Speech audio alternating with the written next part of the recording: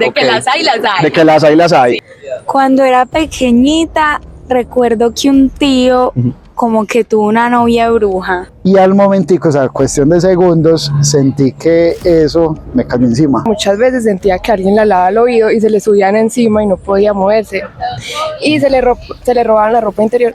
Realidad o mito, buenas o malas, todos creo que tenemos una historia para contar acerca de las brujas, sea porque nos ha pasado a nosotros, porque le ha pasado a amigos, familiares y demás. Este es un tema que me ha cautivado desde pequeño, de verdad, porque mi abuela me contaba historias y podía quedarme horas y horas escuchando las historias de su pueblo, mis tías y demás. Entonces yo creo que esa inquietud se volvió más incipiente cuando ya estaba más adulto, cuando volví a retomar esos temas. Por ejemplo, empecé a leer el libro de Paranormal Colombia, del genial Mario Mendoza, y creo que son preguntas que me he hecho durante toda la adolescencia y durante toda mi vida adulta.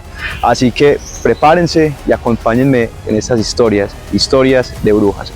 A las yeguas, a los caballos, ellas les trenzaban la crin, les trenzaban la cola y amanecían sudadas como si las hubieran montado toda la noche, y se sentía que las sentían en el techo. Antes se tenía la creencia de que tú atrapabas a las brujas, pero con sal, tirando sal. Y les decías como, en la noche ven a recoger la sal, y ellas las cogían granito por granito. Hay una frase que siempre me han dicho, y es que las brujas no existen, pero de que las hay, las hay. Son figuras envueltas en misterio, en temor y en fascinación. Desde la antigüedad, las historias de mujeres con poderes sobrenaturales han cautivado la imaginación de las personas alrededor del mundo. Pero ¿quiénes eran realmente? ¿Eran sanadoras, eran chamanas o simplemente víctimas de la ignorancia y la persecución? En este video nos sumergiremos en las historias de las brujas, viajando desde las primeras leyendas en Europa hasta los relatos más oscuros de cacerías y juicios. Exploraremos cómo la imagen de la bruja ha evolucionado alrededor de los siglos y cómo ha dejado una marca indeleble en nuestra cultura popular. En un momento llegó y me dio por mirar para el techo y un morro ahí, pues con una sombra rara, y al momentico, o sea, cuestión de segundos, sentí que eso me cayó encima. Me cayó encima y yo, ay marica, y no podía moverme, no podía hacer nada. También entonces descubriremos las historias de las brujas en Colombia, un país donde la magia y la superstición se entrelazan en una rica diversidad cultural. ¿Qué papel han jugado las brujas en la historia colombiana? ¿Cómo estas leyendas siguen vivas hoy en día? Así que bienvenidos otra vez, prepárense para un recorrido fascinante por la historia de las brujas, donde la realidad y la ficción se entremezclan y donde cada historia esconde una verdad aún más oscura.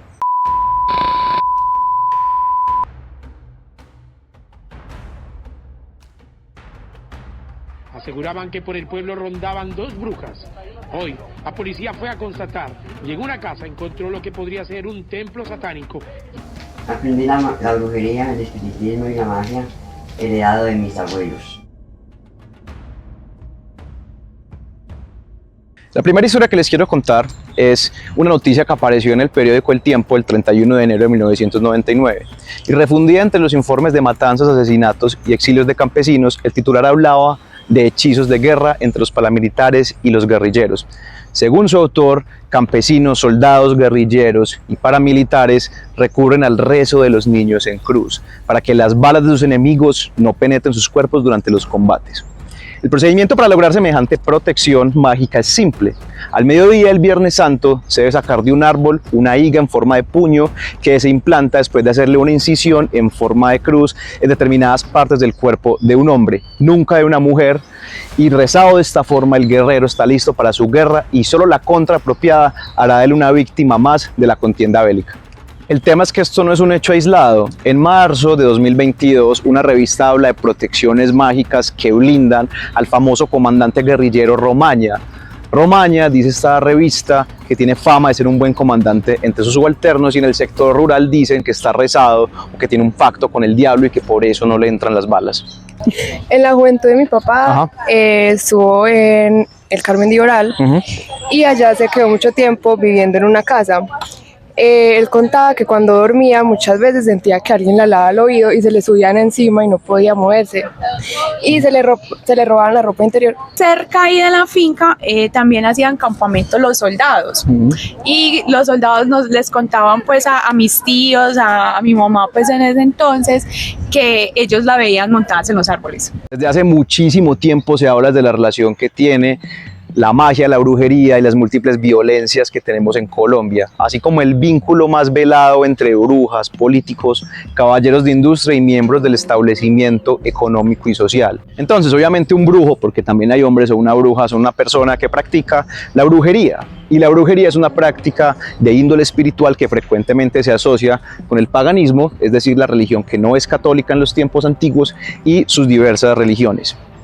Si bien la imagen típica de un brujo o de una bruja es muy variable dependiendo de cada cultura, ese acervo popular del occidente la ha representado y se asocia fuertemente a una mujer con capacidad de volar, montada en la escoba tradicional, que se reúne en una aquelarre, que es una reunión de brujas, y asociada obviamente con la casa de brujas, que más adelante les voy a contar esa historia tan tesa de nuestra humanidad y de nuestra historia como humanos. Entonces, pille, al brujo lo asocian regularmente con el vidente o con el clarividente. Otros lo asocian con el chamán, que es el especialista con la comunicación de las potencias de la naturaleza y los difuntos, mientras que otros lo asocian con más ese brujo de tribu, más orientado a la curación de enfermos del cuerpo y del alma. Y yo era tratando de forcejear y mi hermano se murió. Y yo lo primero que pensé, hermano Esteban, se llama Juan Esteban, ayúdame. Y según cuenta pues mi familia, como que ella iba y lo molestaba mucho y se metía por el balcón. Y un día él la esperó en el balcón y como que hay que insultarlas para que ellas se vayan y ella se fue. Y empecé también como a orar. Cuando empecé a orar pasó algo súper raro y es que le vi la cara, era una cara horrible.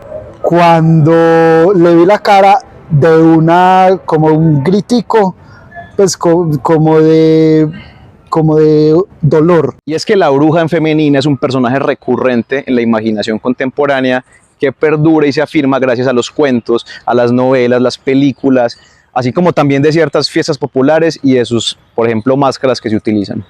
Ahora bien, hablemos de su etimología, porque en latín las brujas eran denominadas maleficae, singular de maléfica, término que se utilizó para designarlas en Europa durante toda la Edad Media y gran parte de la Edad Moderna. Términos aproximados, equivalentes en otras lenguas, aunque con diferentes connotaciones, son por ejemplo en el inglés, que es el witch, el italiano strega, el alemán hexe y el francés sorcier. Esta última palabra, femenino de sorcier, deriva del latín vulgar sortiarius, que literalmente significa hablador de suertes o parlanchín de suertes, y del latín clásico sors o sortis, que primero señalaba un procedimiento de clarividencia y luego destino o suerte. Ahora, definición que creo que nadie se ha preguntado, pero ahora le voy a contar cuál es la diferencia entre bruja y hechicera. Y es que, por ejemplo, el antropólogo español Julio Caro Baroja propone diferenciarlas porque dice que las primeras, es decir, las brujas, habrían desarrollado su actividad en un ámbito predominantemente rural y habrían sido las principales víctimas de la caza de brujas en los años de entre 1450 y 1750. En cambio, las hechiceras, conocidas de la antigüedad clásica, habrían actuado en la ciudad. Como ejemplo, las primeras, Caro Baroja pone a la Sorgina de la brujería vasca y de las segundas el personaje de la Celestina de Fernando de Rojas. De esta última dice el autor que dibujó a su espléndido personaje tomando elementos de la literatura latina, de Ovidio, de Horacio, etc. Sus rasgos coinciden con los que aparecen enumerados en los procesos levantados a las hechiceras castellanas por los tribunales inquisitorios. Hay otras personas que también hacen diferenciaciones entre hechiceras y brujas, pero según, por ejemplo, otro antropólogo, la diferencia se basa en la relación que mantienen una y otra con el poder oculto maligno, con el poder demoníaco, supuestamente, y es que la hechicera invoca y se sirve de ese poder demoníaco para realizar sus conjuros, mientras que la bruja hace un pacto con Satán, renuncia a su fe y le rinde culto al diablo. Y la trenza era difícil de quitar. Y la trenza sí era súper difícil sí era apretada y era enredada, muy enredada. Entonces eso le daba mucha rabia a mi abuelo porque obviamente, pues imagínate, en muchas ocasiones les tocaba cortarle la cola para poder desenredar. Y una abuela también vivía en Guatapé, ella decía que había una bruja muy cansona que les tiraba la ropa al pantano y que un día una amiga decía que había que darles un machetazo para darse cuenta quién era, y que como que le dieron un machetazo y al pueblo fueron a buscar si había alguien con un machetazo en el pie y efectivamente supieron quién era. Y fuimos donde un señor, un rezandero y pues que sabe mucho de todas esas cosas, y sin ver, o sea, sin contarle nada, sin saber nada, me dijo: es que a vos te estaban haciendo brujería, pero te libraste porque ese día la viste. Por ejemplo, las brujas son súper extrañas, son raras en la Biblia y son condenadas por Moisés. No obstante, se alude a Saúl consultando una bruja en Endor para así poder hablar con Samuel ya muerto. Digamos que a partir de ese origen en la Biblia es difícil a concretar una visión más o menos exacta de la brujería en la antigüedad. Sin duda, en ese tiempo la misma era reprobada o al menos temida en amplios sectores de la sociedad e incluso prohibidas. Ante entonces, numerosas referencias testimonian la práctica continua de la brujería durante la antigüedad. Por ejemplo, la diosa Hécate, quien era entonces la que dirigía la brujería y los encantamientos, y en ciertas religiones y ciertos lugares eran considerados puntos de pasaje al mundo infernal y estaban asociados a zonas tales como los pantanos, los lagos, los cementerios y los bosques. Y a comienzo del medioevo, Clodoveo I, rey de los francos, más o menos en el año de entre 1481 y 1511, promulgó la llamada Lex Sálica, condenando a las brujas a pagar fuertes multas. Y en lo que respecta a Carlomagno, su código de leyes, establecido entre los años 1780 y 1782, contemplaba la prisión para los adeptos a la brujería. Pero es en 1322, a través de una bula pontificia del Papa Juan XXII, que podemos decir realmente que comienza una exacerbada persecución a las brujas, la que se extendió por más de 4 siglos. Vimos una bruja pues ahí parada en el camino, o sea, eso fue impresionante, o sea, estaba pues vestida así con un pelo así largo y estaba ahí como mirándonos, observándonos.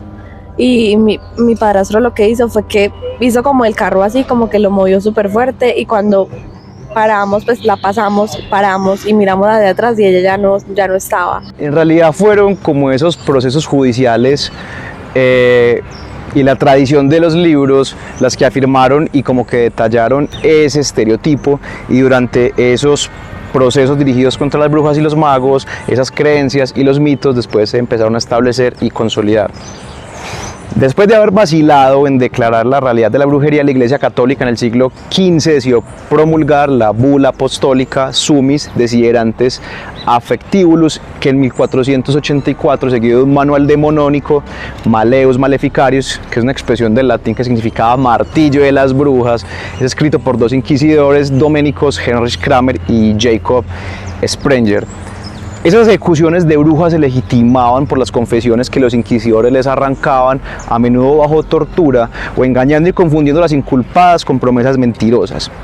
Pese a que generalmente se asocian a la Edad Media con las brujas y las brujerías, en realidad fueron los siglos XVI y XVII, ya en plena Edad Moderna, los que sufrieron las persecuciones más horribles y numerosas. Anteriormente se consideraba que los brujos eran tanto hombres como mujeres, pero con el nuevo tiempo los procesos de brujería fueron casi exclusivamente en contra de mujeres. Ese paroxismo o esa locura colectiva surgió cuando los tribunales civiles suplantaron el monopolio de la Iglesia en relación con todo lo concerniente a la brujería. La caza de brujas conoció 2 etapas álgidas en la historia, la primera entre 1480 y 1520 y la segunda entre 1560 y 1650. No obstante, lo señalado corresponde aclarar que la imagen estereotipada de la bruja se fue conformando poco a poco entre los años 1400 y 1450 y que las últimas persecuciones y los últimos procesos recién concluyeron hacia el fin del siglo XVIII y principios del siglo XIX. Imagínense 4 siglos de sufrimiento para las mujeres en relación con la brujería. Y el camino se nos hizo súper largo y no llegábamos, y cuando ya por fin llegamos, a mi padrastro, a mí pues nos empezó pues un dolor súper horrible de cabeza, porque pues dicen que pues mirarla a los ojos fijamente puede causar como daños. Algunos historiadores e investigadores estiman hoy en día que el número de víctimas se situó entre 50.000 y 100.000, contando los condenados a la hoguera por los tribunales de la Inquisición, como los condenados también por la Reforma. Y entre esos condenados a muerte se estima que alrededor del 80% de las víctimas fueron mujeres. Ya más o menos ese otro 20% eran hombres, la mayoría catalogados como errantes. La mayoría de las condenadas en estos días todas eran de todas las edades y condiciones y de diversas confesiones religiosas, con frecuencia parteras o curanderas, pues los remedios de estas últimas se basaban en como una farmacia tradicional consistente en brebajes, en infusiones o en decocciones de raíces y hierbas, o lo que se conoce como fitoterapia. La población de entonces, esencialmente rural, no tenía otra forma de consultar a un médico porque ni siquiera llegaban hasta por allá y no habían los suficientes médicos. Entonces, para tratar a cualquier mal recurrían a esos procedimientos ancestrales, los que, pues claro, a consideración de personas más cultas o de la Iglesia Católica, debían pensar que era magia o brujería. Uno de los medios más terribles, horripilantes y despiadados de saber a ciencia cierta si una mujer era bruja consistía en tirarla al agua con las manos y los pies atados para así dificultar el nado. Como en teoría una bruja era más liviana que el agua, Dios mío, si flotaba y no se ahogaba, era rápidamente rescatada y quemada viva. Mientras que si por el contrario la mujer se ahogaba, esa era la prueba fidedigna de que había muerto inocente. Entonces la creencia de las brujas y los procesos de brujas realmente comenzaron a ponerse en duda, más o menos generalizada a partir del siglo XVII, y ya puntualmente en Inglaterra la ley contra la brujería fue abolida definitivamente en 1736, lo que desgraciadamente no impidió el ahorcamiento de la última bruja en 1808. Empecemos a hablar entonces de cuándo se empieza a reivindicar el papel de la bruja en la cultura popular. Y uno de sus primeros autores que quiso rehabilitar las brujas fue Jules Michelet, quien les consagró un libro en 1862. El autor quiso desarrollar en ese escrito un himno a la mujer, benefactora y a la vez víctima. Ya Michelet entonces eligió allí presentar a la bruja como una rebelde y como una revolucionaria, al mismo tiempo que como una víctima, y así rehabilitaba o intentaba rehabilitar esa imagen de la bruja en una época donde la misma estaba casi totalmente opacada y subordinada por el diablo supuestamente.